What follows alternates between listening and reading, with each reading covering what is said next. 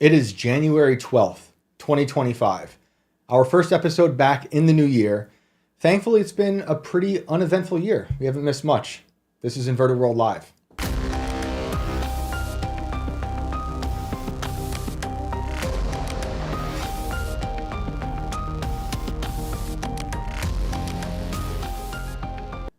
Obviously, everything's on fire. It's insane. It feels like we've lived through a year already, and we're only 12 days into this new year. Alex, Happy New Year. How are you? Hi, Shane. Happy New Year, everybody. Welcome back. I'm happy to be here. I hope you had a happy holiday and a healthy one. Yeah. Emphasis on healthy, because we're being poisoned. Right, but in every possible way. It's terrible. The season's awful. By the media, by the clouds, by the water. That's what you're talking about, right? By norovirus that by you that, probably had last week. Which is a bioweapon made in China. But the first few days of this year already felt like 3 Decembers. Yeah. You remember last time we talked, there were drones. Mm-hmm. And the drones are gone. And they've been replaced with terror attacks, exploding cyber trucks. LA is on fire. So we have a lot to talk about. And we have some really awesome callers lined up today. But we have a really great guest today. Perfect person to talk to about cities on fire, about history, about what this means, what we're going through. We're going to look into the past to try to draw some parallels. But we're joined today by Jeremy Ryan Slate. Let's bring on Jeremy. What's up, sir? How are you? Hey, guys. How's it going? Thanks for having me. Thank you for being here because as far as I know, you are surrounded by fire, or were surrounded by fire out in Los Angeles. Yeah, I'm in Hollywood right now. I'm a couple blocks off of Hollywood Boulevard. And I got to say, man, like, usually I'm not, like, part of a news story, but my life's been kind of interesting the last couple months. I just got back here from, because I've been going back and forth to LA for work a lot recently. Right. And I just got back here from New Jersey, where I live in New Jersey. I'm like 30 minutes from the military base where all the drones are flying over. Weird. So then I come back here, and within a few weeks, everything's on fire again. I'm like, man, like, I feel like I'm like living in the news cycle. Yeah, right this now. actually isn't an interview, it's an interrogation. And I'm a little worried that you're so connected to the drones and the fires. No, I did think that was funny because last time we talked, it was like, I remember you saying you were in Jersey. But let's get into all that. But first, real quick, let everyone know who you are, what you do, and all that good stuff. Yeah. So my name is Jeremy Slate. I run a company called Command Your Brand, and we are a PR firm for the podcast industry. We've been booking podcasts for the last about 10 years. We've also had a podcast since 2014 called The Jeremy Ryan Slate Show. We used to talk about things like best-selling authors and how to make your life better, and then I kind of got red-pilled a little bit a few years ago, and then all of a sudden I'm talking about like what's happening with the clouds and all those other sorts of things. So that's what I do now, and I also have a master's degree in Roman emperor worship and kind of where that worship cult came from. And I like to tell people it's the Roman Empire because it's much easier to explain. But I actually studied why people worship the emperor and how Augustus was just kind of smarter than them and put together a cult to make them worship him. Incredible. Jeremy's had me on his show. That must have been a little over a year ago now, about a year ago. I've been trying to get you back on, man. You've been ducking me. I know. Yeah, I've just been ghosting people. No, I do want to get back on the show. I was on your show the first time talking about catching demons. And that was a really fun show. And then for those who might think Jeremy looks familiar, he was on a Culture War podcast about a year ago talking about Rome. Yeah. So he's great. Your show's great, and everyone should check you out. And the stuff you've been saying about Rome, I think, is very relevant. But before we get there, you were in Jersey. Were you seeing drones? Any of that stuff? Were you seeing people who saw drones? So here's the wild part about it. So Picatinny Arsenal is the military base they've been talking about in the north. Yep. Where I used to live, because I live in northwest New Jersey, kind of in like farm country. Everybody where I live tends to think they live in West Virginia, listen to country music, all that kind of thing, but we're actually in New Jersey. That's what that area is like. So where I lived was like 2 minutes from there. I moved back to the county I grew up in about 4 years ago. We bought our current house, so I'm about 30 minutes away from that. But basically the path that these drones were flying in my area was a circle around Picatinny and then all the way back up to Sportswood Lake and where I live and kind of in that area. So it was a big loop they were doing. So you could hear them going overhead, but I live in the middle of the woods, man. So like I can't see anything unless I go out to the lake to actually take a look. But you could hear them buzzing. It was actually pretty interesting. What was your theory? What were you thinking? So I had a really kind of germane theory on it, and then I had Raven and Top Lobster on, and they're like, you know how you thought it might be the government? How about aliens? But my actual theory on it is I've been listening to the No Agenda show for gosh about 15 years now. I'm a big fan of Adam Curry's work, and Adam was talking about this back in November, before it kind of became a thing. But Rick Scott from Florida actually put up a bill that they wanted to regulate drones from enemy countries. Now, if you take a look at that, most consumer drones come from China. Right. So if you're regulating consumer drones from China, that means that regular people would no longer be allowed to fly drones. Right. So that bill is introduced in November. All of a sudden, lo and behold, drones are all over the news. And then if you follow John Kirby, that I think he's the spokesperson, is it for the White House or the Joint Chiefs? But he's one of the two. Okay. So in a press conference, he was talking about gaps in regulation when he was talking about the drones. So I was like, oh, this is literally, we have this bill we want to pass. Be scared of the drones. Let's pass the bill now. That was kind of my whole thought process on it. I didn't think it was anything that crazy. Yeah. I think it could be a little bit of everything, because I was immediately thinking it's us. Whatever it is, it's us. I don't know why yet, but I didn't think it was a foreign. Well, they would government. be panicking if it wasn't. Right. They shot a balloon with a missile, a $400,000 missile a year ago, and now they're just letting all these drones, run around willy nilly in the Jersey skies. I'm like, this has got to be us. And it could have been for a fear campaign. I discussed on our last show before we went away for Christmas that I talked to a guy who said it was to help pass laws to fund DOD, basically. And there was another bill, like you're saying, but for this. So it's like, I think people take advantage of all these situations. And they're like, we can use the fear, we could scare people. We can make them, you can distract them with this, because around that same time, Joe Biden pardoned some really bad people no one was really talking about, because we were talking about the drones. And then other people are like, Joe Biden didn't do that, by the way. Like, his handlers did. Well, of course, Joe Biden has been dead, we know, for a long time. But his people operating behind Joe Biden's curtains, or one of his various clones that they haven't released into the jungle yet, did pardon that person. I'm talking about like a judge in Pennsylvania who was selling children, basically horrible stuff. Maybe it was just an experiment and they didn't think people would catch on. Yeah, I that's why I think it's a little bit of everything. It's probably not one thing, but people take advantage of it. My sisters are in Jersey and they were seeing them. And it was very odd for them because people were saying, well, you're just seeing airplanes. I think some people were, but my sisters were like, nothing ever flies over our apartment. Yeah. And now all of a sudden, well, as I said, I live like in a lake community. So I live in a lake called Paulinskill Lake, and the next lake over is called Swartzwood Lake. And if you went out to the lake, because like I said, I live in the woods, so you can't see much, but the lake's down the street. You could go there. You could actually see them flying around. And they would do their loop like right around the lake and then go back the other way. That's crazy. In the woods where I live, you could hear them. You just couldn't see them. That's crazy. And were they big? Did you see the big kind? The kind I saw were kind of like maybe the size of like a dirt bike, but once again, I'm guessing because I'm seeing them from the ground. So I can't tell you that much about that. That's wild. All right. So you experienced the drone phenomenon of 2024, which gripped the nation. And then you moved to LA and now suddenly you're in a city on fire. I mean, the freaking images out of that city are really upsetting. Well, yeah, that, and then also I gotta tell you though, man, like the people gotta chill with the AI images of the Hollywood sign because the Hollywood sign, first of all, would melt. It wouldn't burn because the new one is plastic. Right. But people put up the AI images the other night, and I literally went outside, walked a half a block down the street, and I'm like, no fire, and then went back online and commented. I'm like, hey, there's no fire. Don't be an asshole. Yeah, I know. Well, now you just gave them ideas to make the AI know that it's gonna melt instead of burn.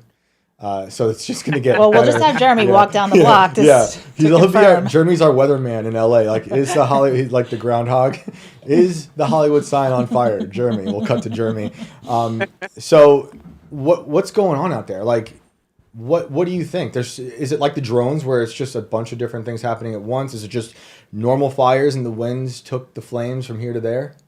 Well, there's a bunch of things going on at once, first and foremost. Let me give you my first hand experience and then kind of also bring you like what I've talked to from other people on the ground as well. Because a lot of my friends have also been involved in like the community efforts to like help move rubble, help get people water and stuff like that. So there's been a lot of stuff going on. But yesterday, I as I said, I'm like a couple blocks off of Hollywood Boulevard. So you cross Hollywood Boulevard, you make a right, and you get on the 101. So I'm about to get on the highway there. Yep. And as I'm on the on ramp, I literally see smoke pouring out of the ground. Pull over the car. I'm like, what is that? So I run back, and somebody had taken the lid off of an old electrical box, put a bunch of trash in it, lit it on fire, put the lid back in upside down. It had like smoke pouring out of this thing. So I take the lid off. There's fire coming out of it. Oh, God. I grab my daughter's water bottle out of the car, start to put it out. It's not going out. I find a water bottle on the side of the road, and after the fact, I'm like, this probably wasn't the best idea because what if that was vodka and not water? So I open it up and I throw it on the fire, and the fire goes out. I run across the street and I'm waving at two cops, and I just bring them over to take a look. And then I'm thinking about it. I'm like, you know what? Let me give you guys my ID, because if anybody was videotaping that, I don't want them to like be looking for me thinking I'm the guy that set the fires. Yeah. But that's smart. so that was one thing. And then a couple blocks away, there's a grocery store off of Bronson Ave called Gelson's. Okay. And somebody lit a mattress on fire in the parking lot there, a homeless person. Wow. So there's a lot of kind of strange things going on at the same time. And like, I don't know if you've been in LA often, but like I'm from the New York area typically, and sure, we've got homeless people, but the homeless people are kind of a special kind of crazy out here. Yeah. I've ran into at least two with swords in the last 2 weeks. Interesting. And there's actors. been people that have seen homeless people lighting fires. As I mentioned, there's been that smoking box, but then there's kind of another thing that's been talked about as well, and this has been through police chatter that I've heard about as well. Is, have you heard about the Chilean gangs? No. Have you heard about this side of things? No. So the thought is that the fires could have been started by Chilean gangs, because what's happening is people are actually going in and stealing things from the homes after people leave the homes. So the thought was maybe set the houses on fire, take the stuff, and then do whatever with it. So there's a lot of different theories floating around, and I don't think we're like, I don't know, it's California, so like how much will we actually know with Newsom at the wheel? Right. Yeah. But there's that, and then it's also exacerbated by, they didn't refill the reservoir in Palisades. It was empty and not even hooked up. Insane. The water pressure was low at the hydrants, which is a problem. And the other factor is the Santa Ana winds, and they have prediction on those, by the way. So they knew the Santa Ana winds were coming, and I think this was on what day? It was the 8th. Was that like Tuesday night? Monday or Tuesday? Wednesday night. Okay. So in Tuesday and Wednesday night is kind of like where it got the worst. Yeah. Because that night the Santa Ana winds were as high as 90 miles an hour in some areas. And that's in the mountains. Down where I live, it's like 30 or 40. Right. But like that created kind of this fire tornado situation where things are spreading really fast. And dude, I've been out here 3 months. It's rained once. So that tells you kind of like a situation you're going to be in here. And they can just seed clouds. Why aren't make it rain, man? Why aren't they just making it rain? That's interesting to me. They do it all across the West, in particular for crops. Why aren't they seeding clouds now? It's very interesting. Is this your first time in LA, or have you been going? I've been going back and forth for a few years, because what'll end up is like I end up doing some shows out here and stuff like that as well. So this year we're spending more time here than we usually have. It just happens to be the time when all the shit hits the fan, I guess. Yeah. But what are you gonna do? Because my first time out there was in 2022, and then I've been back a bunch of times. So I've only known it post-COVID, and it's hard to get a gauge on places that you visit post-COVID, I think. Yeah. Because New York changed a lot back to what it was like, in my opinion, in the 70s, where it is now. So I couldn't really tell, but I did notice, like in places like Austin as well, the homelessness was just crazy. A different type of deranged in That's LA. been before even COVID, though, man. Because I know a couple years ago. So I used to be a competitive powerlifter in my younger days. So I actually ended up coming to Golds in Venice a lot every couple of years. Okay. And probably in 2019, I was out here, and like you try to walk down from, where you take the sidewalk from Santa Monica and it keeps going, and eventually you're in Venice. Okay, like, I haven't done that. that. Is covered with homeless people. Just covered with homeless people, and that was before the pandemic. Okay, wow. So this has been a problem that's been getting way worse. So you think this is a controlled collapse? Even though fires are natural to some degree, obviously out there, do you think that all of these bad policies are set in place to watch this city burn? That's hard to say, and I was talking to Hotep about this yesterday, like, because he makes a big problem about people talking about DEI and things like that with this situation, And frankly, I think he's right. It's actually just really bad environmental policy, like just really stupid environmental policy. Yep. Like they ran into a problem with the type of plane that they have that can scoop water out of the ocean and dump it on the fires because there was regulation that wasn't allowing them to do that. So yesterday they suspended the regulation so they could just scoop water out of the ocean and use it. Like that's insane. Wow. But then also, if you remember, was it like 1 or 2 months ago when Trump was on Rogan? Yeah. And he talked about there's like one species of like some sort of a water creature that they're trying to preserve. So they're sending millions of gallons of water into the ocean rather than down this way. It's crazy. It's crazy. Yeah, no, I've seen Hotep's take on that, and I get it. I think this a much deeper issue. When I talk about controlled collapse, I'm thinking about like they've almost planned on these disasters happening because they do. LA's on fire all the time. It's not like, and sometimes it's arson, sometimes it's just natural fires, but like they almost know, oh, if we keep eroding away at the water, at this, at that, when the next fire happens, it just takes everything out, and then they can rebuild whatever they want to rebuild. Some people are talking about the 15-minute city stuff. I don't really know. It feels that way, and I've been feeling that way. I look at COVID a lot in New York and how COVID opened up the prisons, and that was a crazy thing to me. When they just said everyone can leave now. And I do believe in prison reform, but not like that, to that degree, where we're just sending everyone out. Well, it feels like a Batman movie, man. Like opening up Arkham Asylum and just letting people run in the street. And it's if you kind of, I don't know if you follow Charlie Robinson at all, but Charlie's been talking about this for like the last 15 years, the controlled demolition of the American empire. Because if you look at it, we're having worse natural disasters. Sure, we're having them, but we're also the response to them is terrible, right? You look at the situation in North Carolina. They took away the FEMA funding for a lot of these people. Last week they took away the temporary FEMA housing, and a lot of these people don't have any place to go. They also decided they were toying with the idea of giving these people a tax break, but they're like, you know what? I know you don't have any money. You lost everything. You got to pay taxes still.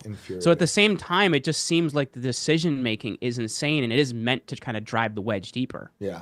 It's hard to know. Like, is it all just incompetence? Because I agree with Charlie. This is a controlled demolition. You look at how things go down, like Maui, which you don't even talk about much anymore. East Palestine was a crazy one. All these agricultural phenomena of like thousands of cows dying at once. And maybe it is just incompetence, but I have a hard time buying into that. I think there's something deeper happening, and it's got to stop. The images. Do you remember the cows? That whole what that looked like? It was like thousands of cows dead on a farm, and they were saying maybe it was the weather. I grew up on a farm, like. That just made no sense to me. Like I don't remember the cows thing. I remember the chickens thing, where like chickens were like just dying, and then all the chicken farms were burning and everything else. No, there was like a few instances last year of just thousands of cows. And you're like, wow, what is going on? So in speaking of a society collapsing, we were talking about Rome burning. We titled this episode "Rome is Burning." What are you seeing? Are you seeing parallels where we're at now? With what was going on with the fire? Well, I guess the one major parallel I see is, first of all, it was kind of strange that the mayor was out of town. And she wasn't slightly out of town, like she was in Africa. Right. So it's like, a little long distance. And she had some prediction, like basically they had an idea there was already a red flag warning out, which means, high fire danger. They had some prediction on when the Santa Ana winds are coming in, and she decides, still going to go to Africa. Sounds like a great idea. If you look at the fires of Rome, and once again, if you look at a society like that, like these fires were happening quite often, right? They're happening like every 8 to 10 years. You're having a major fire in a place, but the one that's considered to be the most well-known fire is the one that happens in 64 AD. It's the one that happens during the rule of Nero. Yeah. And by the way, little fake news on the whole idea of Nero fiddling while Rome burned. The first mention of that idea of Nero fiddling while Rome burned was actually the historian looked into this. His name is Anthony Barrett. He traces it back to a 17th century Parliament, English Parliament MP, that they were looking at a minor problem in Tangiers and they were, at the time, the bigger problem was succession of the king. They were looking at would Charles II be succeeded by his Catholic brother James, which would be a huge problem for them. And he said, we could continue to be distracted by this, or we could, as Nero was fiddling while Rome burned, or we could handle the situation. So just a little fake news. So there are we going to have a fiddling while Rome burned thing? Are we having a Nero, Emperor Nero redemption arc? Is that what you're saying? So I am on a bad emperor redemption arc. Okay. And here is why. Yeah, let's hear it. And then I'll bring us back to Nero. I'm sorry, I have to do this. Because if you look at what are likely considered to be the worst emperors in Roman history, you can name them with less than an entire hand. Nero, Caligula. Well, I could throw Caracalla in there, and then you could also say Domitian. Now, if you look at, let's say, Nero, Domitian, and Caligula, the interesting thing about all three of them is they're very anti-Senate. Now, if you look at, we'll go back to what I was talking about Hotep about yesterday, because this sent me down a rabbit hole. During that point in time, about 10% of society is patrician, or the people that actually have money. And also about 10 or 15% is literate. So you can probably assume who are the ones that are literate, right? It's the people with money. Where are your historians coming from? Well, historians have to be able to write, correct? Right. So Nero, Domitian, and Caligula were very anti-Senate. So the people writing about them weren't going to like them very much. Now, does it mean they were nice guys? No. Does it mean they were as bad as they were? Likely not. Right. And if you, taking that viewpoint, there's actually a great documentary series on Prime about Caligula. If you truly understand, like, Caligula was actually the ultimate troll. Like, he was just trying to, kind of F with the Senate as much as he could. And it just kind of do stupid things to them, embarrass them. So if you understand that viewpoint, you realize, okay, they likely may not have been that bad. Anyway, so that's my redemption arc on bad emperors. They may have actually just been very anti-Senate. Right. And so their critics are the ones who are writing the history. And then, so you're saying that's possible, it's fake news. I mean, I want to go back to the fires, but I'm fascinated I'm not by saying this. they're angels, but yeah. Anyway. Right. Like, would you say that all of the stuff, like, people talk about Nero killing his mom and his girlfriend or wife, right? And then making that young boy dress as his dead wife. Is like, do you believe these stories? So the thing I'll say about his mother, the Senate actually applauded the death of his mother, because he tells the Senate, well, she was going to overthrow the city of Rome and put herself in charge. And Rome kind of has this once again, this is not another redemption arc here, but it has this anti-woman feel to it, of women in power, this idea of women controlling men to... It's where also the idea of, like, women being poisoners comes from, is a lot of this very similar arc. Right. So her trying to take power would have been upsetting to the senatorial class. So they actually applauded the death of his mother. Right. They don't applaud his behavior after, which is extreme. And if you look at what's happening with the fires of Rome, Nero is actually out of the city. That's the comparison point I was making to the mayor of LA. At that time, he's in Naples, and he's traveling the Roman world and playing his lyre for people. Now, you have to also consider, did people really want to see him play his lyre, or were they just afraid they were going to die if they didn't want he's to, forcing right? them. Sit here and watch me play. So he's traveling around the Roman world, and this fire breaks out. It breaks out likely in the Circus Maximus. Right. The Circus Maximus, the whole top level, the stands where the poor people would have sat, was wood. So it would have spread very, very, very fast. Okay. And it starts to spread from there all over the 7 hills of Rome.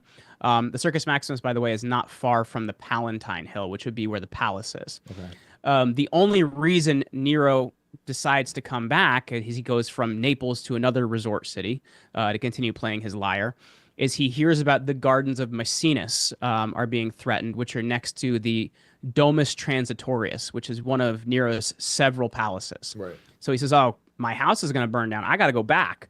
So he goes back, and he actually starts to take control of the situation. He's taking some of the poor people that have lost their homes, and he's putting them in the Campus Martius, or the Fields of Mars. He's helping to bring in more supplies from Ostia, which is where Rome's port is, which is not too far from the city. he does as well is he does something about grain prices.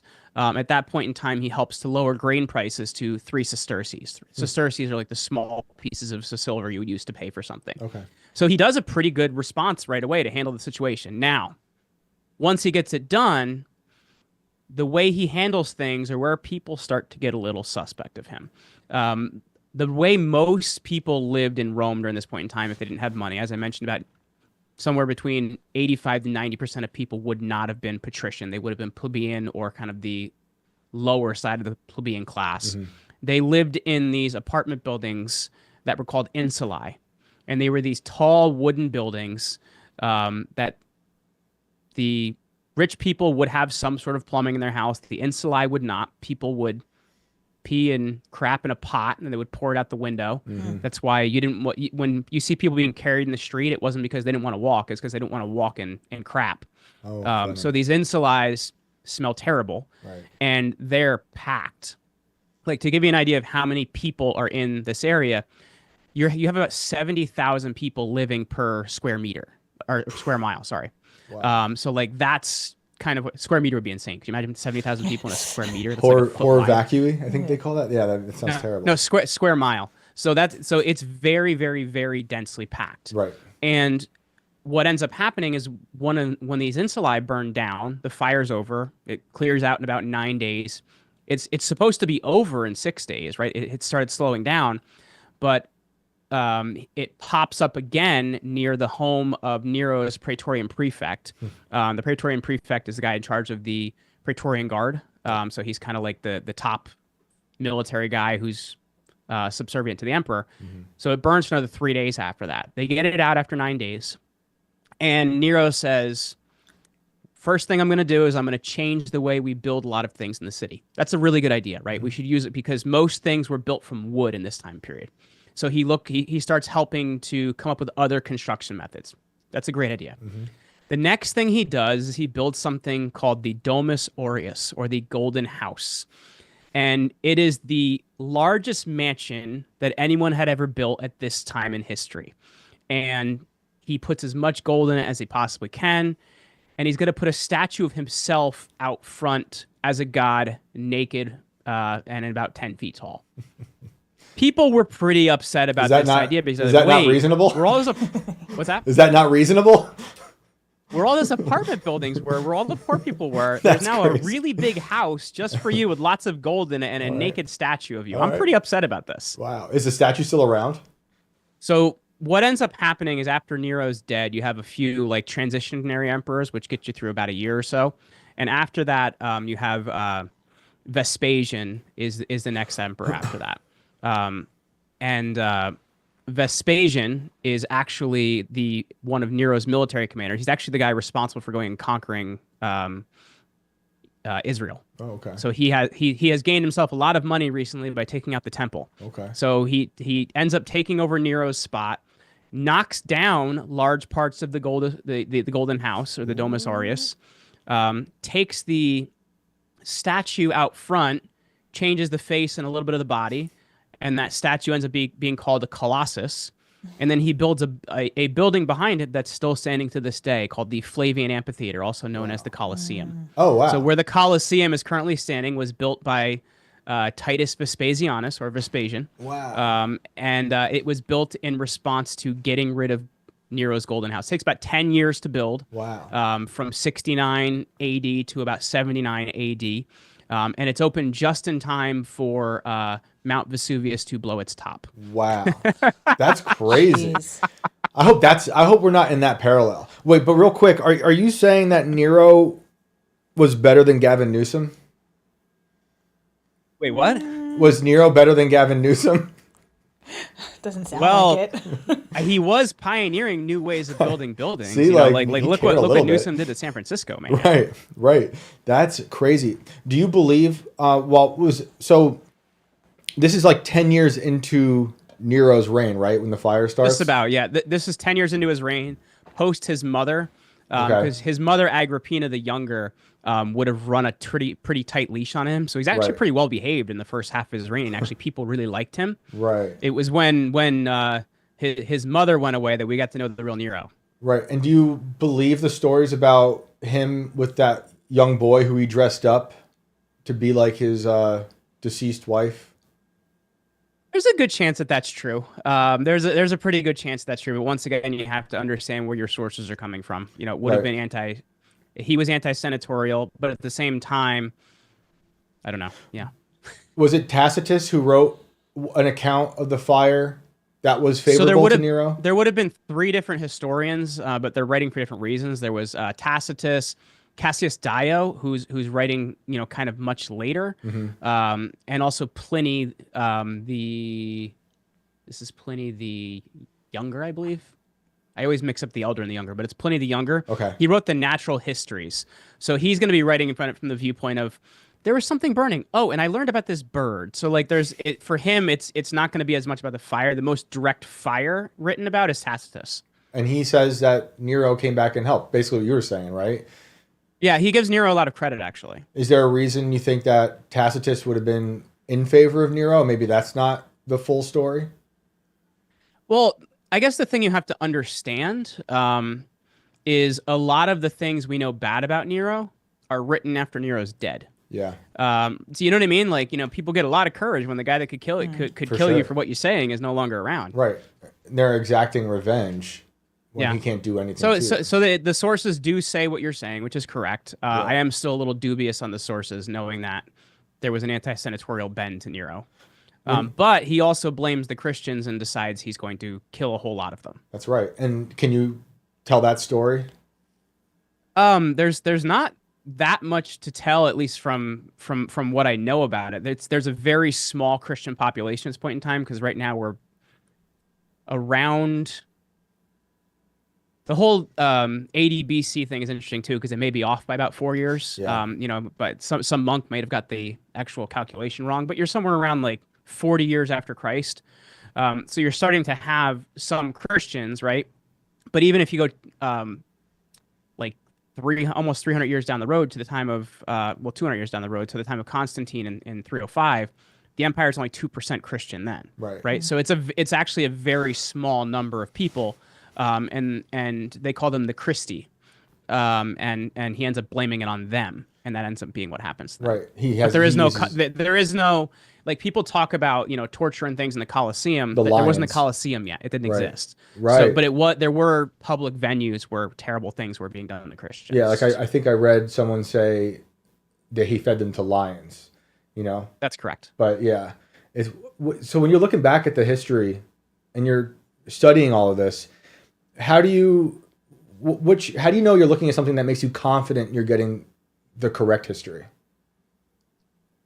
Oof, that's really hard too, because even the fall of the Western Empire is highly debated, right? 476 is always the classic date people give, is the Western Empire fell in 476. And there's so many fun theories with that one too, because people would be like, well, it fell when Germany fell in 45, or it fell when whenever America falls. Like, people like to have this idea, or it fell when the Holy Roman Empire fell. But if you look at it, the debate it often rages on 476 as the date.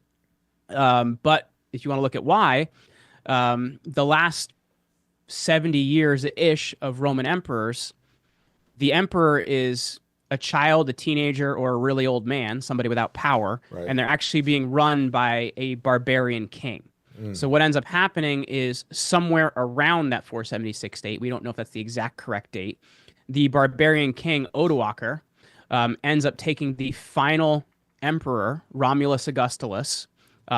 I guess that really shows where we're at now. If you take the classic founder of Rome and the first emperor and put it together, like, I am so good, I'm like Romulus and Augustus, kind of really reaching there. But they take the final emperor and actually retire him and give him a pension and everything else. They don't kill him, but he's a child. He's barely 15 at this point in time. Wow. So he's retired, and Odoacer says, there's no more emperors, I'm the king of Italy. So then what ends up happening is, a little bit further down the road, you're going to have Odoacer is followed by a guy named Theodoric. Theodoric is one of the more powerful Italian kings. Justinian, who's the Eastern Roman emperor, decides he wants to reunite the empire. So he and his general decide that they're going to basically, his general's name is Belisarius, take control of the Western Roman Empire. But in order to save the thing, we have to burn the thing. So that ends up being what happens is they try to do this whole reconquest. And who's going to be writing about history but Justinian's scribes? So it fell in 476, obviously, because it couldn't be his fault. Right. Of course. The way you just described it makes me think of Build Back Better. Because when I hear Build Back Better, I hear people say we have to destroy everything and then we can build back better. I don't know if you know this, but that's what the phrase the Clintons used in Haiti, Yeah. way before Joe Biden was using it. And they destroyed Haiti on purpose. Well, and that's a phrase a lot of people, I don't know why they didn't pick on it. As I said, I'm a big listener to No Agenda, and Adam Curry has been talking about this for like 10 years. The World Economic Forum was using Build Back Better. Boris Johnson was using Build Back Better. Yep. We had Biden was using Build Back Better. Like a lot of people were using this phrase. Right. That's why I feel like it's a global controlled demolition. And it's been going on for decades. You could look at the stuff that Yuri Bezmenov would say about the 4 stages of how to subvert a society. And I forget them, but it's like, subversion, crisis, destabilization, normalization. I might be getting one of those wrong. But it seems like we're in that. And it doesn't mean everything that's happening is attached to the tendrils of the people trying to destroy society, but they certainly take advantage of the destruction. I see it everywhere. Like we were saying in the beginning with the drones, like with the fires. You're talking about the fires as Chilean gangs, possibly. Arsonists, actual fires, the wind, which we know about. It's very curious to me. When I look at Haiti, you study what the Clintons did to Haiti. It just seems like it was their experiment on a small area on how to destroy a society. Yes. I think they did successfully. They totally destroyed it over decades. You could even go back to Woodrow Wilson taking it over. But I really think the destruction started when Clinton took office and did the rice tariffs and then everything that happened afterwards. And here we are. But it just seems to be like they know once you... I think the Woodrow Wilson point is more correct. And I remember the look on Ian's face when I said Woodrow Wilson, by the way. He's like, wait, what? Because if you look at it, like 1913 is kind of this pivotal year. It is, right? Because of 1913... And this is kind of why the last, I guess, year and a half of my life I've spent talking about Rome's 3rd century crisis, right? Because Time Magazine and a lot of these other places for the last few years have been pushing this idea of the Republic is falling, Donald Trump is Caesar, and like they've been really pushing this whole thing hard. Right.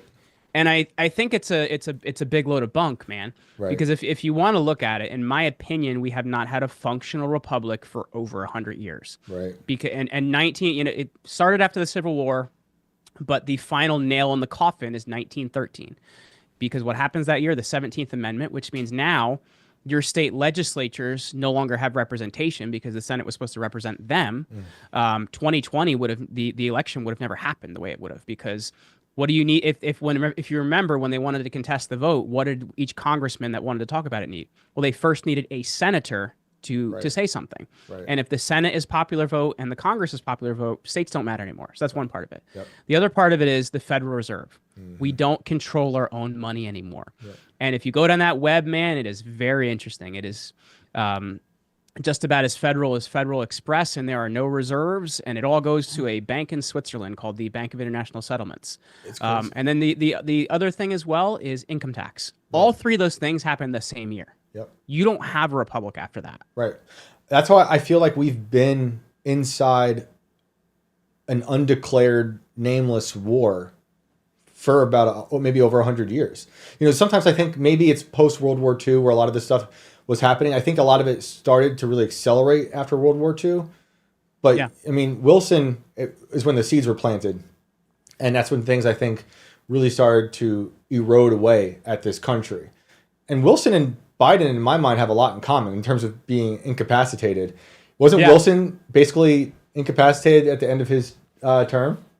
So he has the idea. I think it's in 1919? He has the idea for the League of Nations post World War I. Okay. And then he decides he's going to go on this speaking tour around the country and try and drum up excitement for the League of Nations, because Congress was like not having it. They think this was a good idea. Right.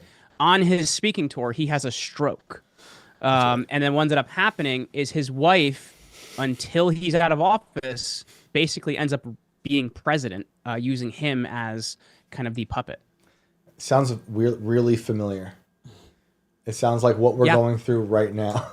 It sounds like Jill Biden to me. So kind of going back to the beginning, and I was talking about Cybertrucks. I wanted to talk to you about this before we go. This year has started off in just utter chaos. It seems like we're in for a really wild ride. I was curious what your take was on, I'm sure everyone remembers, on the first day of this year, we had a terrorist attack in New Orleans and then a Cybertruck exploding outside of a Trump tower, which then led to, Sean Ryan podcast and the emails with the one guy and the way this information is being disseminated. What are your thoughts on this? It's kind of connected to what I was asking you earlier. How do you trust what you're seeing today? Kind of like how you're looking at the history books, and how do you trust what you saw then? I don't. I don't know, man. Like, I don't know how you feel about it. I don't. Like, here's the thing. Like, when the government tells me aliens exist, it means there aren't any, right? Like, that's kind of the point I've gotten to. And when they're telling, when somebody comes out and he has this perfectly laid out email on day one, I am very suspicious. I don't trust a whole lot, man. Yeah. And I'm kind of that. If you have a friend that believes in every conspiracy theory, that's me. Like, I'm that guy. Everybody forgets about Building 7, and we kind of wonder how this whole virus spread. So, like, I'm very, very skeptical on everything I hear. And when I look at that, to me, it's a distraction, and they're trying to distract us from something else. They really are. Like, there's something else going on. And we're at a very pivotal point right now in history. We really are. Mm-hmm. People look at it like, Trump won. We're great. He's going to make America great again. Mm-hmm. It's like, okay, well, that's great, guys. That's good. You have the right guy in the White House. But, here's the thing. Like, if he doesn't get the staff he's selected, and if Tulsi Gabbard really does go back on FISAs like she's saying she is, like, dude, like that was the reason I want somebody like that in there, because she was against them. Yep. And now to flip on them. So I think the bigger thing we need to be paying attention to is actually winning the game, right? Because when you look at where we are in history, as I said, a lot of people wanted to make this Trump is Caesar comparison. Mm-hmm. And I think we're way further down the road. Mm. I think that the closer comparison, though there's never an exact comparison, it's not like that map in the mall that says you are here. History is not kind of something you walk your way through, but there are things that can be similar and can rhyme in a lot of ways. Totally. Rome's 3rd century is the thing that I really look at as to where we are now. Now, here's what we don't have. In Rome's 3rd century, you had generals basically raising armies and declaring themselves emperor. We don't have that, right? Like, though I feel like it would be fun as heck to watch, like, Ted Cruz raise an army and fight like Swalwell or something like that. Wouldn't that be fun? But that's a new reality show. Someone will now do that. Yeah, we're a day away. So we don't have that. But the thing we do have that they had in the 3rd century is the central power is kind of crumbling, which is a lot of what we're seeing. Like, the president at this point in time, with all the executive orders that have been happening over the last several presidencies, was starting to become more imperial. But now with Trump, for some reason, they decided we're not going to let him do anything, which is quite interesting. Yeah. But we have this immigration problem, which is happening, which is something they were having in the 3rd century. And there's a lot of reasons to it, which are different than ours. But you have the countries becoming inflated with new people that aren't ethnically from that country or culturally from that country. Mm-hmm. And then the other problem you also have is an inflationary problem. And in the 3rd century, what these generals were doing was they were bringing in barbarians to fight in the armies, because they'd lost 10% of the empire about 100 years before from a plague. Mm-hmm. And if the way you get power is through your army, well, you need a bigger army, right? Yeah. So then what ends up happening as well is, well, you have to pay these people. So the first of what are called these barrack emperors, barracks meaning military barracks, is this guy Septimius Severus in 193. And he decides, okay, I'm going to bring in more legions from outside of Rome, and I'm going to double their pay. Well, Septimius, where are you going to get that money from? We're going to clip off pieces of the coins and add other metal to them. So now we've reduced the value of that money. Mm-hmm. So then you see over the next 100 years, by the 270s, when Aurelian is emperor, the silver coin is only about 5% silver. It's 95% bronze. And by 284, when Diocletian tries to handle the economy by bringing in price controls, really bad idea, inflation is about 15,000%. So you have people coming into the system for what they can get for it. Yep. And then you also have a system that's rapidly losing its monetary value. Well, when you no longer have a currency, you no longer have a country. And that's really how Rome falls apart. And when I look at that, that's the thing that's concerning to me. Yeah. We need to handle our economic policy. Yep. Now, I wrote a thread on this last week that about Constantine and his gold standard. And this is the thing that nobody really talks about, Constantine. Everybody talks about him being the first Christian emperor, which to a certain point is true. He's baptized on his deathbed, but he starts to favor Christians in different political positions. It becomes a Christian empire in 380 under Theodosius. We're like 50 years down the road. But the thing that he does that a lot of Romans of his time would have been grateful for is in 314 AD in a city called Trier in Germany, he mints less than 100 gold coins. The coin is called the solidus. It's 95% pure gold. And then every year until his death in the 330s, he's going to mint a few more gold coins. By the time he dies, the Eastern Roman Empire, which lasts another almost 1,000 years till 1453, it has a gold standard by the time he dies. Now, there's a few things he does around this. Because in the Western Empire, the problem they had is, well, pure gold, people start hoarding that, so it's not getting traded. So what does he do? He requires all taxes to be paid in gold. So that creates a demand for gold to be traded now, because if you can't pay your taxes, they're going to arrest you, and that's a problem. So now we force gold into circulation. So by the time he dies, they're at a full gold standard. It goes until around the year 1000 without inflation. And that's one of the major reasons that the Eastern Roman Empire, also known as the Byzantine Empire, survives, is because he handles the money. If you handle your currency, obviously you have to fix immigration, fix borders, and fix these other things and get rid of your military-industrial complex. But the thing you have to do is handle your currency, or you can't fix any of it. Which is where we are right now here.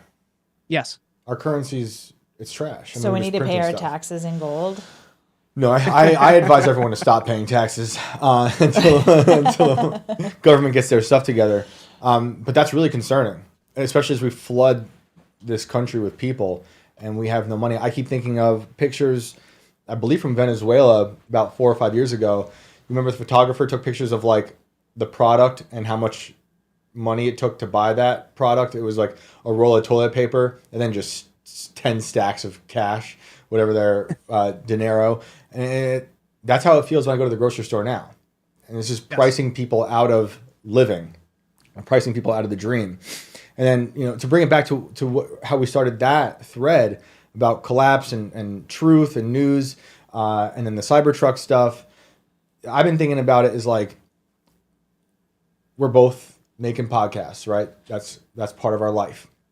Yeah. And we saw the podcast world really become the thing to help Trump win his election, right? He went into the podcast circuit. We saw mainstream news, the mass media die.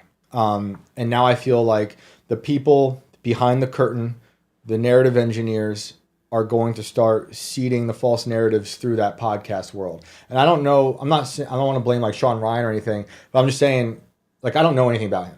But when it comes to that email and what they read, I was suspicious. And I'm like, you don't know what you're getting. And it seems like it could be part of predictive programming. The thing that Adam Curry talks about with this, which freaks me out, is you don't like. So Sean Ryan he was in the military, but he was also a CIA contractor. Exactly. He's like, so Curry is like, you don't leave the CIA. Exactly. Like, and you can't talk about it, right? So it's like, to me, that would be a big red flag. Big time. That's how I feel too. I always say there's really no such thing as ex-CIA. Yeah. You're always in. And I'm suspicious of the intelligence you're getting because I'm already suspicious of the whole apparatus you left. Putting in quotes for people who are listening. But like, if you know about anything like Operation Mockingbird, the government loves to put false narratives out there or predictive programming because that's how they can affect change. And now it seems to me, the podcasts are the home to many dissident voices. And if they could subvert the subverters, that's a real problem. And I'm hoping that the people who are openly, dissenting of these people, even if they're people you voted for or in the periphery of people you voted for, you still criticize them and at least be suspicious. Because they're going to try to they are waging war on your perception of reality. And now that they see that, the podcast world is the one that's so close to this new administration when it comes to the news, and the mainstream media is dead, they're going to attack it full force from within, from outside, Mockingbird style, who knows what, MK Ultra style probably too. So I just want everyone to be suspicious of that. Always suspicious of the news you're getting, even from people you trust. From me, from you, from literally everybody. Like, the best thing you could do, anyone out there, is just be suspicious of everyone. I always call it healthy paranoia, especially this day and age. Well, I know, I'm a big fan of Ian Carroll's work. I think Ian does an excellent job with actually finding sources and data and things like that. Yep. But he also, one of the big things he tells people is to go out and do your own research. Mm-hmm. Yeah. And I would, to me, you need to be cautious of the people that say, here is everything you need to know. It's all right here. It's all buttoned up. Here's the bow on it, and believe it. Right. Those are the people you should be concerned about. Exactly. And it's the same thing I tell people about Rome. Do I know everything? No. But I hope that I get you interested enough and excited enough that you're going to go learn something on your own. Exactly. And those are the people you should be trusting right now. Yeah. No, Ian's been on the show. Big fan of Ian. Another thing I say about Ian too is, sometimes I've seen him, maybe it's once or twice, say something and then say, hey, look, I got that wrong. That also is a very rare thing that happens, especially when you're sharing like big breaking news. Because it's coming so fast and we're being inundated with the information constantly. He's under attack now by everyone. But that just means you're doing something right. But still, even if you like Ian, if you like us, whatever, to remain healthy in your mind, even though it sounds like you're being paranoid, you have to be suspicious, because I watched my grandparents just plug into their TV and watch one channel their whole life, and they had a very unfortunate, narrow view of the political world. And now the political world has bled into literally everything. And if you want to raise a family in this world, you kind of have to be plugged in. If you're going to, especially for people who are, I'm sure we've had friends who get mad at us for various things, and they're so passionate about it, as I am too, but you kind of want to have a good media diet. So that Cybertruck thing was just so interesting to me, to see everyone all of a sudden believe it wholeheartedly, or even weirder to me, the people who were skeptical, and then the FBI said it was true. And I'm like, well, you're believing the FBI now? Come on. Well, here's the thing I say, Shane, and this is I guess it comes from being a historian, is I always tell people, look at your primary sources. Yeah. If you have something I can go read for myself and then I read it and agree with what you say, then great. Mm-hmm. If you don't have a primary source that I can read and it's just kind of like, trust me, bro, then we got a problem here. Yeah. And I think that's the way I look at history. Can I find something that I can say, somebody was there, somebody saw it, and this is what they said? Now, I'm not going to trust all the sources out there, but I read primary sources. And I think for a lot of you out there, you should be out there reading legislation. You should be out there reading primary sources and seeing people that actually can give. This is why I like people that, some of my favorite shows are ones that play firsthand account videos and then they talk about them. Yeah. Right? You can give an opinion on it, but I want to hear the firsthand account. So you're saying Wikipedia is not the best? You know what? One thing that happened to me, I used to write much bigger historical essays. And one thing that blew my mind early on was there was a skeleton missing in my town. And actually the skeleton was dug into by accident and the bones came up. They thought it was a woman, turned out to be a man from a different time period in the total wrong grave. And I went and I was writing about the skeleton, and I went to the town historian, got all the records of when they moved the body, because she was moved from this place and that place to where she is now, or was now, or her, putting in quotes again because it was a dude. And I'm finding the letters written between three groups of people that moved the body that couldn't even agree on this person's origin story. So I'm watching them in the 1920s construct her story, because they're being one person saying, well, I thought she was from Ireland, and this person saying, I thought she was from Highland Falls, New York, and others saying this and that. So they constructed through these letters her origin story. And she was like a supposed, she's like a folk hero from the American Revolution, Margaret Corbin. I've talked about it on the show before, but I don't think she really exists. I don't think there's probably a lady like that. But the funny thing to me is, if you travel around Pennsylvania and New Jersey, you might have seen Molly Corbin, Margaret Corbin. There's different rest stops along the highways dedicated to her. We had our own, and she became like this myth. And I don't think her story is exactly what they told us. So it's just fascinating to go back and do the research, look at the early accounts of her. Even though, I'm looking at accounts from that predate the 1920s, from like when they buried her and the people in town that knew her, and then the stuff in the 20s. So nothing matched up, but they all kind of agreed on it as the authority made that fact. And that's not really that long ago. Are you saying they're like Wikipedia? Yeah, Wikipedia is amazing. When I was teaching, I used to tell students you cannot use it as a source. Well, shame on Google, because Wikipedia is like the first source that pops up. Yeah, well, now it's AI, which is even worse. Well, because of course you want people to have the information that you would like them to have. Exactly. You know what I mean? Exactly. Like, just like how they put Wikipedia as the authority of truth beneath all of these YouTube videos now. If I talk about interdimensional aliens, all of a sudden now I have to have the Wikipedia tag at the bottom of it. Like, what makes you the authority on interdimensional aliens? Wikipedia.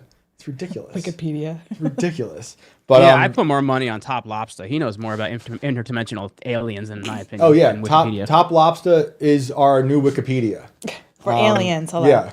He should do his brand name in the Wikipedia font. That'd be great. Well, Jeremy, that was fun.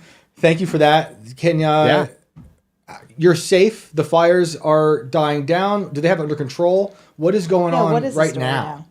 So I guess here's the thing, though, man, is I'm not gonna where I am is safe. Like the fires by me are safe, but the Palisades one is still only and this is a couple hours ago. The last I saw was like 11% contained. Holy crap. And so it's still really going, and it's right before I got on with you, I was talking to a friend that's over in that area, and right now it's the fires right behind the mountains, but coming into Brentwood. Into the valley. They've been able to construct some dirt barriers to slow it down a little bit, but the Santa Ana winds are supposed to pick up again tomorrow. So they really need to make headway today. Today's a very important day for what they can get done. Yep. And as I said, they've kind of removed some of the regulation that they've been able to get more water out of the ocean and things like that. Newsom started kind of suspending a lot of regulation, which took them a little while, but I guess now that's at least moving. Yeah. Now so I'm kind of right in the middle, and then the other side of me is the Eaton fire. Okay. And the last I had seen, the Palisades fire is at 24,000 acres. The Eaton fire was somewhere around 16,000 acres. And the containment on that one was a little bit higher. It was around 20%.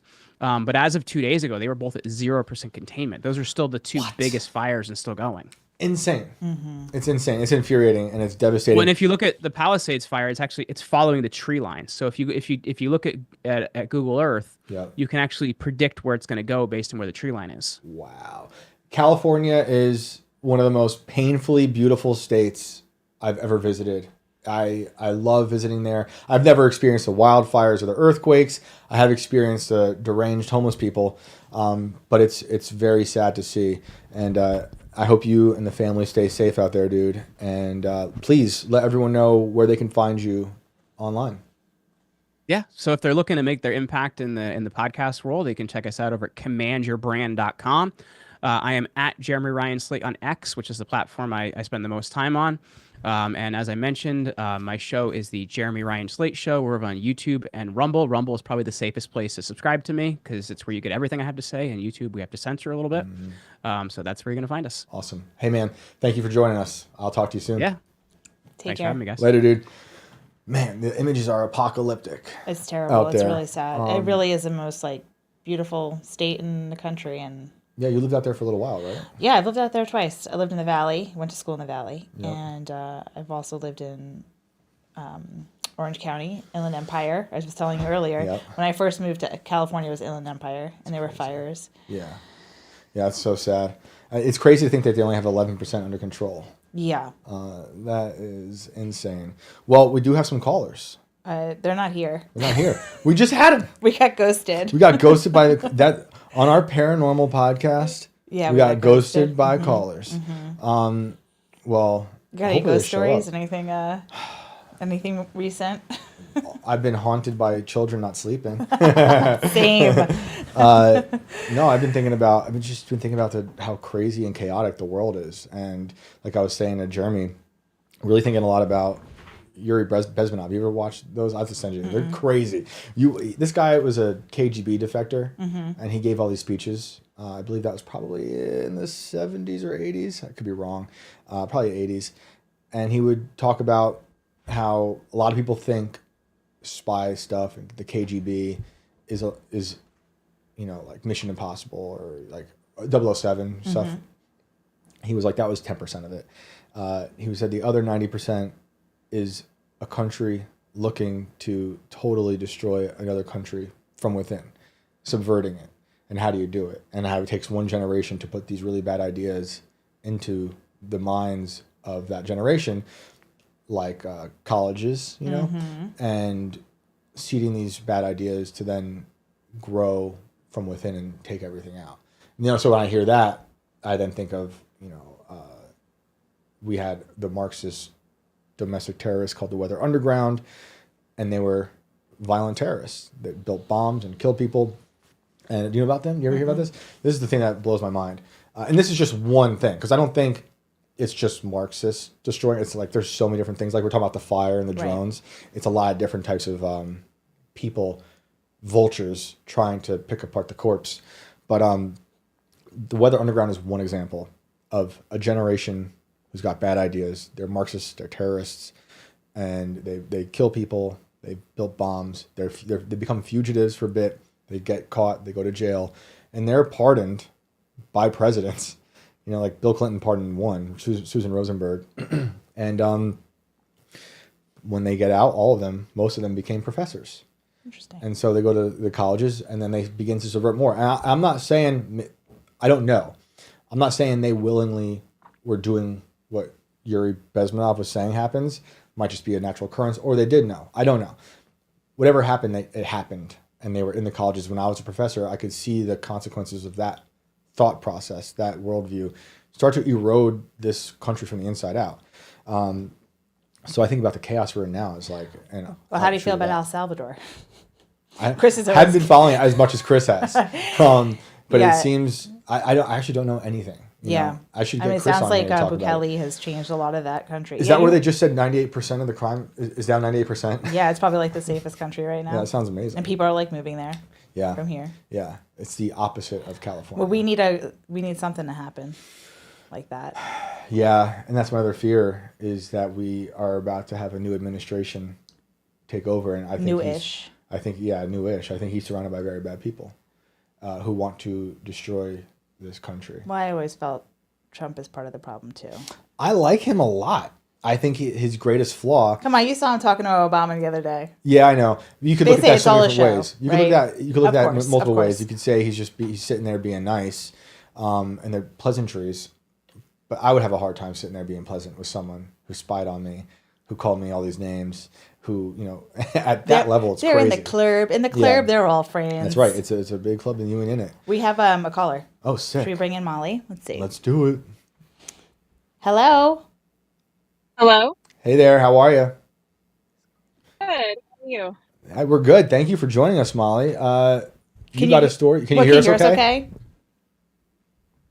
Yeah. Sorry, you broke up a little bit. Oh, it's all good. But we'd love to hear your story if you care to share. Yeah. So I've experienced quite a few things growing up and fairly recently, but so this happened back in October 2008. It was a few days before Halloween, and I took an impromptu road trip from Missouri to Georgia, and it was about like a 10-hour drive. And it was around 9 p.m. when I took off, and I stopped at a gas station to buy a road map because it was before like the Apple cell phones, the GPS and everything. Yep. So I stopped like a couple hours down the road. I ended up in Willow Springs, and I was trying to... Molly, we lost you, Molly. Molly. Oh, she like totally dropped out of Discord. Oh, no. I was getting worried. We're about to hear another disappearing gas station story. Oh God, remember that? I think about that. That was a great. Yeah, you do, right? When I drive, yeah. Oh, Molly. She'll be back. Come back, Molly. Discord is the worst. Okay. Is she back? Nothing? No. All right, well, let me know when she's back. But leaving us hanging here. Oh, she's here. Nice. Okay, hold on. Molly, can you hear us? Molly, can you hear us? Yeah, I can hear you. Hey, sorry, you disappeared for a second. Last thing we heard was gas station to get a map. Okay, yeah. So I was about 19 at the time and very naive and thought maybe I could find like a quicker way or a shortcut. And I ended up down on a back road that I didn't recognize. There was like one little sign, no street lights or anything. So I stopped and kept my headlights on. And I was like on the right hand side next to this tree. And there was a field to the left of me and a field to the right. And it kind of looked like there was like an animal coming out of the field. Like you could tell somebody was walking, trying to leave it on the left hand side. And it started to get a little bit foggy. And there was a guy that came out of the field, but he didn't look like a normal guy at all. He looked like his whole body was just like outlined in fog. Oh, weird. And the best way I can describe it is like whenever you cook like a chicken in the oven and you go to take it out and bring it to the table, you can see like the steam lingering on it as you're walking it. That's exactly what it looked like when he was walking across the street. Whoa. And he stopped about midway in the street and looked at me, like his eyes met my eyes. And then he looked back towards the road again and just kept walking. That's crazy. Did he have any type of features that stood out? Did he look like could you tell from a certain time period or anything like that? He looked like a farmer. You could literally tell he had overalls on. He had a straw hat on. Oh, wow. So, yeah. And I mean, it's a lot of farmland out there. So I couldn't even tell like what time period, if that was now or, but Right. it was crazy because now thinking about it, when he looked at me, it was really scary. Like I was terrified. But I feel like when he looked at me, he had no clue where he was. Oh, I wow. think he thought he was just like looking across the road, looked back, and then just kept walking. He thought you were a ghost. He's like, what is this? That's crazy. You said this was October, right? Yeah, this was like 2008. Okay. Like right before Halloween. Was there any if people have this kind of experience and they say there's like a temperature change that happens, did you feel any of that? So it did seem like it was a little bit colder, and I mean, like I said, there was like fog rolling in, which is really weird because during that, like out in the Midwest, it doesn't really get like that, even in October. Right. Most of the time, it's pretty nice in October. So when he looked at you, you felt a fear, but you could see in his face that he seemed, would you say like lost or was he looking scared? He literally looked like it was just a normal day and he was looking to see if there was a car coming. Oh. And when he realized. Uh-oh. Oh no. It always happens when they're talking about ghosts. Molly, we lost you. Oh, she's muted. Molly, if you can hear us, you are muted. Slipped on a button. Uh-oh. The ghost hand said, not this time. Molly, if you can hear us, you are muted. Nothing. Well, I love that the ghosts, they're accepted us being here, except for some things. Yeah, you can only talk about certain things, just not us. Hey, remember maps? Maps. I used to print them out all the time. MapQuest was my jam. Hey, Molly, are you there? Speaking of California, we used to have the Thomas Guide. I think that's what it was called. It's a big, fat, thick map book. I could never read a map. I mean, I would just be lost. It doesn't matter. How did we ever get around? I'm not sure. I use maps all the time. All the time. I toured the whole country with a map. Molly? Oh, man. Poor Molly. I wanted to hear where that was going. Oh, I heard a voice. but then she disappeared. Molly, can you hear us? Yeah, I can hear you. Okay. So you were describing that it looked like he was just experiencing a normal day crossing the road looking for a car, and then you cut out. Yeah, so he looked like it was just a normal day, and he was looking to see if anybody was coming, and then just kept walking by. And then he just disappears into the fog in the other field? Yeah, he literally just disappeared. I didn't see anything else after that. He just kind of left. Was that your first experience with anything like that? No. I grew up in a house that was built in like the 1700s. Nice. So I've experienced a lot. And it's crazy because the small town that I grew up in, it was actually originally called Militia Springs. So it was like where a military encampment. Oh boy. Molly, we lost She's you. gone. Again. She's official. She just. Oh no. She's dropped. Totally gone. Well, I know about growing up in houses from the 1700s. Oh yeah, you growing up in the 1700s. I know. Yeah, I know about growing up in the 1700s. I am a time traveler, like Baron Trump. I'm really hoping for that. We learn more about Baron being a time traveler once Trump's in office. Oh, okay. That's my goal, is to get Baron on the podcast. Well, Melania's going to have a documentary, right? About time travel? No, about, I guess, her and her life or whatever. But PCC was talking about this, that maybe Baron Trump will actually like talk on that. Yeah. That'd be hilarious. I think he's a time traveler. Clearly. I would love to get somehow, like, who's the expert on the Tesla and Trump connection? You know, like, I wonder if someone's writing a book. I'm going to look that up. Because I need to get them in here. Molly? Who we got? Molly, can you hear us? Hello? Yeah, I can. Hey, sorry. You keep cutting out. You were saying you're in the town that you grew up in was like a military camp? At one point there was a military encampment. I found out that they had one during the Civil War. Yeah. So, and this was like years later after dealing with all this stuff that happened in my house. I found that out. What kind of stuff happened in the house? I would hear just voices, a lot of noises in the house. At one point, it felt like somebody smashed a glass on my head one night when I was sleeping. It felt like it, you said? Yeah. Oh, wow. Yeah, just a lot of random experiences. Were the voices saying something, or was it just like the sounds of voices? Sometimes they would be like saying my grandma's name or my mom's name. Was the house a lot of random stuff. Was the house in your family for a long time?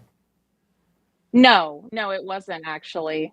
I'm originally from California, and we moved to Missouri when I was around like 5 years old. So we had no idea that a lot of those houses and businesses and stuff have been around since like the 1800s. Yeah, deep old history there. That's wild. When it came to the sounds and stuff, was it like typical doors opening or weirder sounds? Just like doors opening, things falling. A lot of the time, like my dad would tell me to turn off my stereo, and I'd be like, I already turned it off. So it would just like come on by itself. And we also had a really weird like trap door in our playroom where you would open it and there would be these really narrow stairs and like this little furnace area. And it was just an unfinished basement. It was very, very creepy. Interesting. Yeah, those are super creepy. Anyone else in the house experienced these things to the degree you did? What was that? Did anyone else in the house experience like the sounds and stuff as much as you did? No. My said that he saw somebody one time, but he told me after the fact, because I would come to him and be like, have you heard anything or like seen anything weird in the house? And he'd always be like, no, I haven't seen anything. That's funny. Yeah, I grew up in a house from the 1700s, and we all kind of experienced weird stuff. But I know the sounds, and sometimes it was just an animal trapped in the attic, but other times it was just you couldn't explain the sound or the shadow or the weird hum happening, and all the TVs were off. It's super weird. Super weird. And was there anything else that you experienced outside of the house? Yeah, I mean, I have a couple different experiences, but I it's another small town in Missouri, but I lived with a couple friends for a little while. And I don't know how long the house has been around, but I know that they had a whole family, I guess, that passed away from tuberculosis. Mm.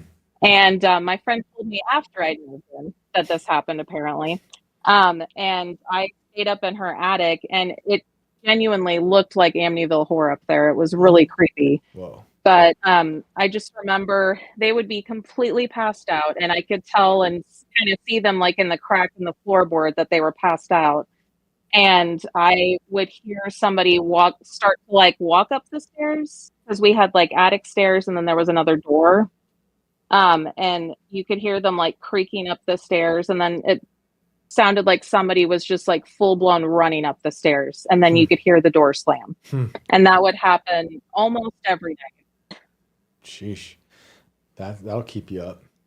Yeah, no, I didn't get any sleep.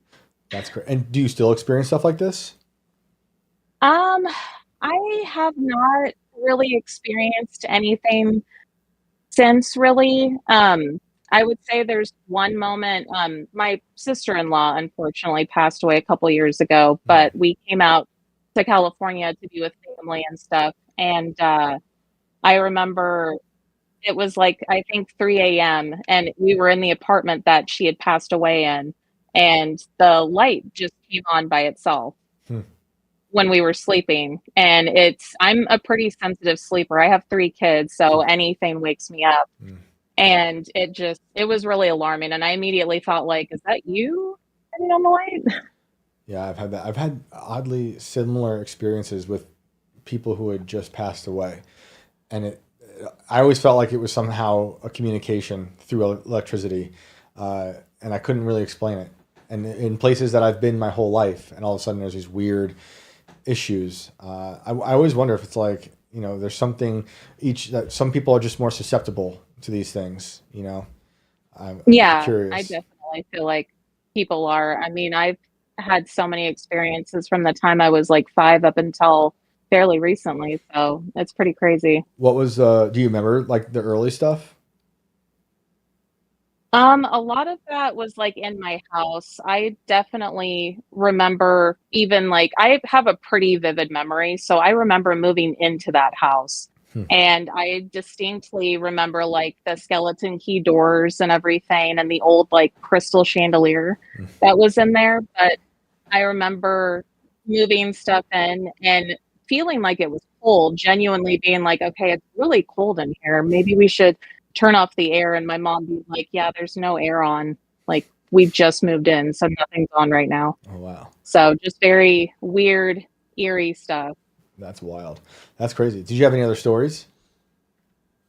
Yeah, I have one more. It's not paranormal, but well, I don't know if you would really consider it paranormal, or maybe it has something to do with aliens. I have no idea. Perfect. But I lived in Montana for a little while. This was back in like 2006, and a few friends of mine and I took a road trip to Missoula. There was a show playing, and we ended up, going to the show and hanging out that night. And it was summertime, and we didn't really have like a place to stay. So we ended up finding this really large field that looked like it had been harvested. So there were like piles of like brush and stuff. So it was like a perfect little spot to kind of sleep behind. So we ended up sleeping in this field. And when we woke up the next morning, it was like, I don't know, like 7 or 8 a.m. And I was kind of looking around, waking up, and there were a bunch of dead deer everywhere. Whoa. Like, I don't even know how many. I kind of lost count. My other 2 friends didn't really seem too concerned, which I thought was weird. But I mean, they were literally like everywhere. What did you inspect the deer? Like, were they shot? Were they just collapsed dead? It doesn't look like they were shot. I could tell, like, their tongue was hanging out and there was a little bit of blood. But I mean, I feel like I would have heard like gunshots or something going on if that were the case. But they, that's all I noticed about the deer, and just the fact that, I mean, there had to have been more than like, I don't know, 50 or 60 deer just That's kind of crazy. scattered throughout the field. That's crazy. You said you went there at night. Like, do you think you maybe just didn't see them, and then you woke up? Like, I'm wondering if someone dumped them there, or if or like you're saying when you started, something supernatural happened where they all just dropped dead. Yeah, well, I didn't notice anything except for the brush. The big piles of brush is the only thing I noticed in the field. That's crazy. That's Yeah. more disturbing to me than the ghost in the fog, honestly.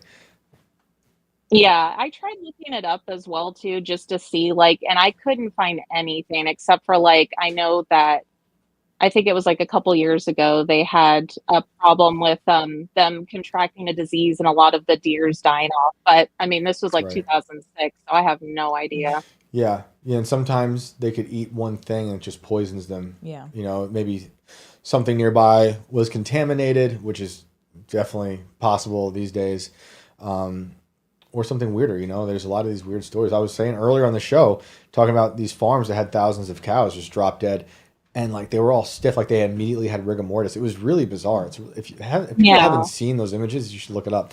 Not for fun, but if you want to be shocked, like it's bizarre. But the deer, yeah, that is really crazy. Really crazy. Yeah, I've heard of some of that going on, so I kind of looked it up myself, and yeah, it's pretty crazy. Yeah. Well, Molly, thank you for calling and sharing these stories. We appreciate it. Yeah, thanks for having me. Yeah, have a great night. You too. That's I wild. hope that's not like foreshadowing our drive home tonight with all the deer. There's a lot of deer out there. It's terrible. I almost hit one last time we were here. They're suicidal. It's crazy, man. These deer, they're very upset. They're very They're upset. very depressed deer, and they're just praying at these headlights. They just want to cross the street, man. Their No, timing's they're just actually. off. I actually think the deer down here are smarter than the ones I'm used to in New York. I don't know why. Maybe because there's more hunting, and they're just like they're more used to zoned in. sounds. They're like, we gotta get out. Because I haven't had as many deer issues down here as I had other crazy wildlife. One was like lurking. I was like, don't you do it. Don't even. Have you ever hit a deer? No. Oh, it's terrible. No. You've hit a deer before? On my birthday. Oh, no. This is a funny story. Do we have another caller? No. Okay. Well, on it was a night of like some night I was driving around New York 4 days before my birthday, and a deer ran right into my driver window. Like his face was next to me, and then he like whipped around so his tail then hit the driver's side passenger, and then he got up and ran away. No. But he like really hurt the car, dented the car. It didn't Yeah. hurt that bad. But his face was like, I could see a perfect outline of his face and where his tongue came out on my window. And when I got out of the car to check everything, I noticed that his tail got stuck in the door. And so the tail was on like in the crease where the door opens. And I was So he like, left his tail behind. his tail was there. Just like the fur, not like all the meat and stuff. But I was about 19 or 20, and I thought that was hilarious.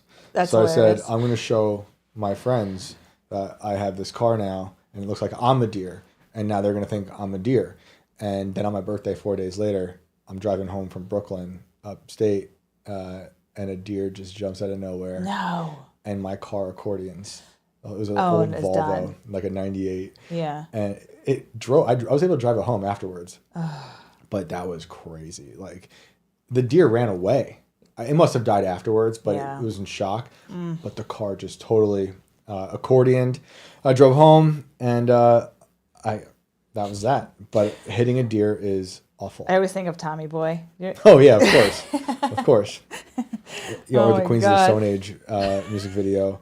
But yeah, it's not fun. So I'm No. very cautious on the roads because I'm always worried about I know. I always drive home with my eyes wide open. Like, the dark country roads. They're trying yeah. to get you. Yeah. It's horrible. And then the vultures, they're eating them because they're all over the place. But that's the fun thing to look forward to. Yeah. West Well, Virginia. This is a fun way to start the year. Yeah. Felt good. Good positive guest. I feel like this year is going to give us a lot of unfortunate content to talk about. Yeah. It has been nonstop. Another thing I wanted to talk about Germany, I just remembered, in terms of like the Mockingbird stuff. So for those who don't know, like the CIA, the Mockingbird thing, I'm sure a lot of you do already, but that's when the CIA infiltrated a lot of the media and would either feed them information that they wanted or put journalists in to these media, publications or TV, like not just in our country, but all over the place. So it's like not uncommon, and I don't think it just stopped. Like the same way we talk about MK Ultra or anything, I don't think these programs just stop. They mutate and become something else. But after that terrorist attack that happened in New Orleans with the driver, it was bizarre to me that a journalist was granted access to the house right after. It was still a crime scene, and she was seeing like the chemicals, she said, that they used to make bombs. I'm like, how are they allowing this? People are incompetent. Is it incompetence Yeah. or was it on purpose as like a part of the fear campaign that they're a part of, That's why it's impossible to know. Yeah. But I think it's worth thinking about because it totally could be incompetence. Yeah. But that would be crazy to think this guy just did all this stuff and you're letting a journalist in with a camera to walk around. Even though they said it's not a crime scene anymore, it was a day later and she's able to see the chemicals and stuff. It made no sense to me. That's why I'm just very cautious with all this stuff. Because that's a lot of these people are saying now, gear up for these terrorist attacks. Something feels like it's going to be crazy. Yeah. We had a really crazy 2024.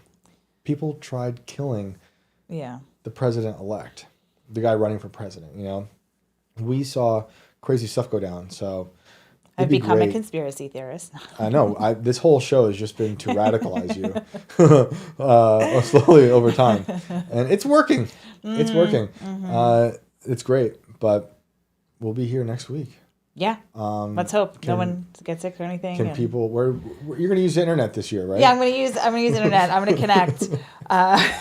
Where can they find you using I did internet? Post to X tonight. You did? Yeah, it's like, we're going to have a show. Look at mackerel, me. Look at you. I know. That's amazing. I am Alex Ayala on X. Sweet. And I'm Shane Cashman everywhere online. If you got stories for us, we take callers. You can hit me up at Shane Cashman at scanner.com, scnr.com. Hit us up. We'll have you on the show. It'll be fun.